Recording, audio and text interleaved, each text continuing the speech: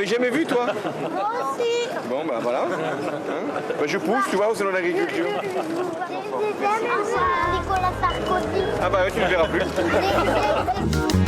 Que le spectacle commence.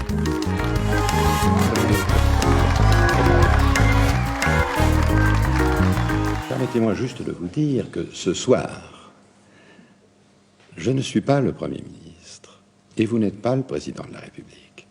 Nous sommes deux candidats à égalité et qui se soumettent au jugement des Français, le seul qui compte. Vous me permettrez donc de vous appeler Monsieur Mitterrand. Mais vous avez tout à fait raison, Monsieur le Premier ministre. Le président Clinton a indiqué qu'il était à gauche d'Attila. Alors je voudrais vous dire que je ne me suis pas senti visé.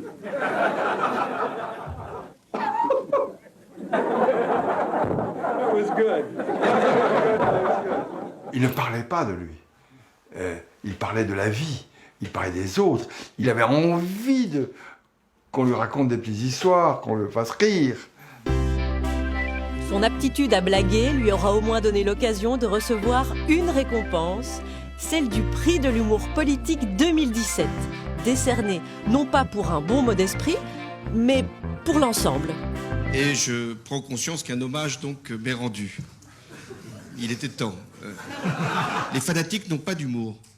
Ce qui fait qu'il y a une démocratie, qu'il y a une liberté, qu'il y a un engagement, c'est l'humour.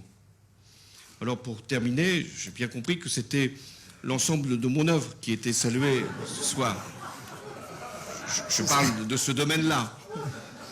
Mais je vais ici vous faire une révélation. Mon œuvre n'est pas achevée, au moins sur ce plan-là. Merci. Alors on parlait de Greg Lemon. Ça veut dire lemon.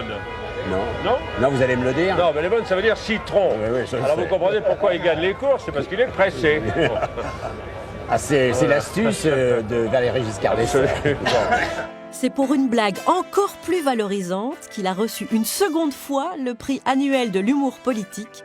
Interrogé en 2005 sur le projet de constitution européenne, il dit: C'est un texte facilement lisible, limpide, assez joliment écrit. Je le dis d'autant plus aisément que c'est moi qui l'ai écrit. Comment vous portez-vous? Je vais vous répondre tout de suite. Je ne vais pas mal, mais rassurez-vous, un jour, je ne manquerai pas de mourir. C'était, en conférence de presse, un showman. C'est-à-dire que c'est un spectacle qui durait 2 heures, 3 heures. Il y avait un certain nombre de personnes qui se mettaient devant leur poste de télévision, quelle que soit leur fonction, pour écouter la conférence de presse du général.